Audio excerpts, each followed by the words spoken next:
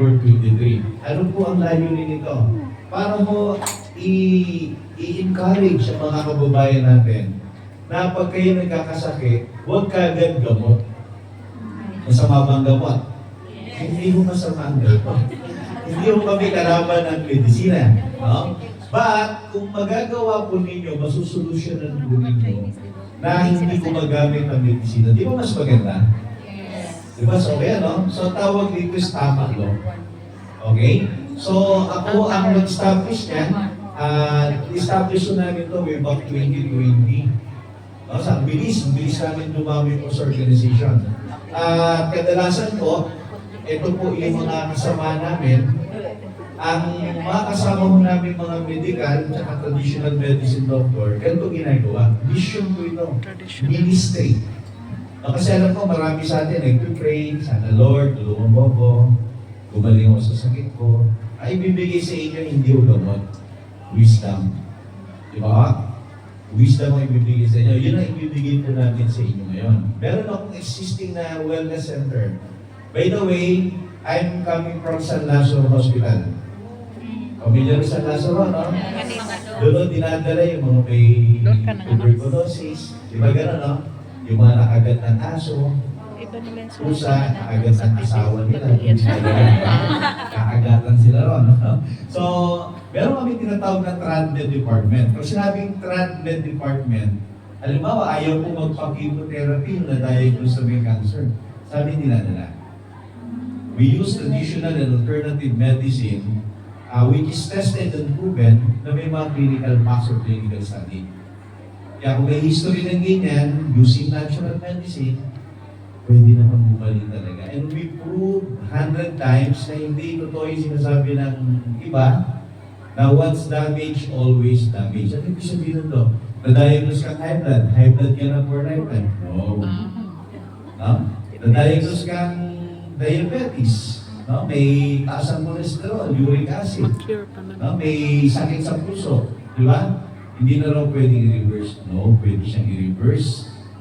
At meron akong YouTube, pag napanood nyo yung lahat ng mga traditional approach kung paano nire-reverse siya naturally, you will learn. Marami kayong matutunan. Kasi yan ho, tested and proven na po namin na pwede palang gumaling organically, naturally. Okay? So ngayon, ito we promote natural healing. Alam ko dito sa bansang Hong Kong, mahirap magkasakit. Tama naman. Kasi una magastos. Di ba? Pangalawa, pag maluba na, pwede ma-terminate ka. Tama? E paano yung umaasa sa atin? Di ba? Sino aasahan natin pag may sakit tayo?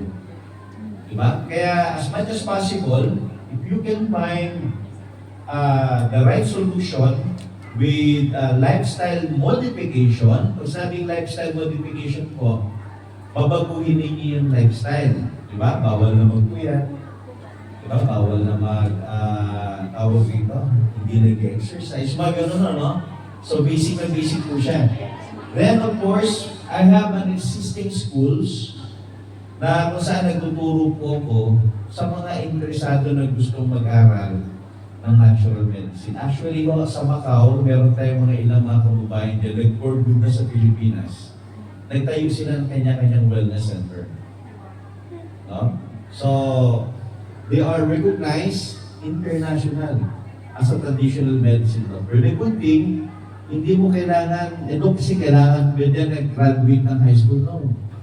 Hindi mo kailangan yan. Kasi i-recognize ka ng international school, once na mag-comply mo, yung trainings or education plus number of hours of practicing, i-recognize ko kayo. Then pwede na kayo mag-practice po sa bansa natin. Actually, iba ko kasi ang medical profession sa traditional medicine practitioner. Iba ko yun. Kaya ako ho, marami akong mga estudyante rito, they're medical doctor na nag-switch into natural medicine. Recently, may nag-graduate sa amin, he is a head surgeon ng Mandaluyong Hospital. Sabi ko, Doc, at the age of blah, blah, blah, bakit lumusong ko pa sa natural medicine? You are a head surgeon already. Sabi niya, Doc, gusto ko malaman yung science about natural. Kasi marami sa aking pasyente nag-refuse for operation, pagdating sa inyo nakaka-recover. Walang operation. So meaning, kung isa lang, dalawa, okay lang eh. Pwede tsamba eh. Hundreds, ang dami. Naka-schedule for gallstone removal, di natanggalan ng gallstone, ang tinanggal stone. Di ba, tinatanggal stone, hindi yung gallbladder eh. Tama naman. Kasi sa hospital po, pag gallbladder, tatanggalin. Di ba? Kumusta naman? Kumusta ang liver? Na-diagnose ka may bukol sa breast, ang tinatanggal, hindi naman yung bukol eh. Ano ba? Yung breast. Na-diagnose ka may bukol sa ovaryo, tatanggalin. Ovaryo. Na-diagnose ka may bukol sa prostate, tatanggalin. Prostata. Ito malupit, pag na-diagnose ka may bukol sa leg, ang tatanggalin. Ganyan na, di ba? Iba, ayaw pa-opera. So, we use traditional approach. Na kung saan, ang tinatanggal natin, yung root cause. Hindi mo yung sintomas. Okay? So, ayan. Then of course, nagkakandak tayo ng mga Filipino community wellness program. Kaya nangyayari po, this is part of the wellness program namin. Education, consultation, and so on and so forth. Okay?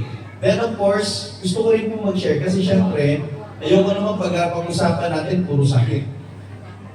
Di ba? Mas maganda rin pag-usapan, Dok, okay na sana yan eh. Kaya lang, saan kami kukuha ng, di ba, panggastos. At saka alam ko, marami sa inyo, pag nag-for good kayo, nag-aspire kayo na mag-set up na negosyo. Tama po ba? Meron ako i-share sa inyo mamaya, but I am not going to sell you something. Hindi ako magbibenta po. No? May papakita lang po ako sa inyo isang napakagandang businesses. Traditional po siya. This is, ang franchising po ito. Franchising. Itong franchise na ito, nagkakalaga ng almost $500,000. Pero gusto nyo good news? Good news. Gusto nyo good news? Yes. Magpaparapol po ako. Meron ng tatlo na pwedeng manalo mamaya. Buka ng franchising. Yes, ako. Maganda ko ito. Ako, personally, na-appreciate ko siya. Kasi ang nagpapatakbo niya yung wife ko. She's earning a lot. No? Hindi ito scam, no? Walang scam dito. No? So, this is traditional business. Parang franchise ng McDonald's, Jollibee. The good thing here, hindi mo kailangan ng pwesto. Okay, mamaya i-share. Okay po ba yan? Share ko sa inyo? Okay, so at least kahit paano, medyo lumiwanag yung ano niya. Talagang pag pinag-usapang kaperahan eh, di ba? Ganun tayo eh, no? Kasi Pilipino mukha, ganun naman yung busyan. Ganun talaga eh, di ba? So anyway, this is the basic courses. And sino pong gusto magkaroon ng additional skills? Magkaroon ng diploma certificate for free. Kasi meron kami online courses. This is online. Madalas na hindi namin ginagawa. Kaya if you are very much interested, pwede kayo mabigyan ng diploma and even certificate of natural. No? Learning is a never-ending journey. Kaya hanggang kaya nyo mag-aral po kayo. No, huwag nyo lang hangarin na maging doktor kayo. Huwag mo na gano'n. Hangarin mo yung at least kahit pa paano sa bahay mo, sarili mo, kaya mo mag-manage. Tama ba? At the same time, kung gusto mo talagang i-explore yung gantong klase mo